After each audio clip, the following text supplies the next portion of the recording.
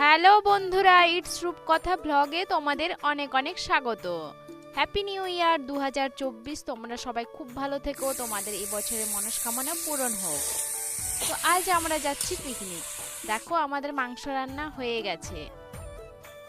গেছে না হচ্ছে। এবার এই দুইজন ডিজিটাল রাঁধুনি পকোড়ি ভাজতে শুরু করে দিয়েছে। যাই হোক, এরা শেষ করতে পারে কিনা দেখি। না, অবশেষে শেষ করে দিয়েছে। এবার আমরা খেতে বসে গেছি। তো একে একে পড়ে যাচ্ছে ভাত মাংস সব কিছু। দেখো মাংসটা দেখো কেমন লাগছে, তোমরা বলো বলো।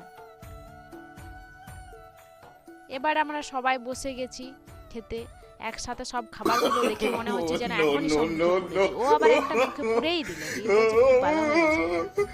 এবার আমিও খাচ্ছি, তোরাই কেন শুধু খাবি, আমিও তো খাই। এবার আমাদের সবকিছু শেষ হওয়ার পর একটু আড্ডা দিচ্ছি।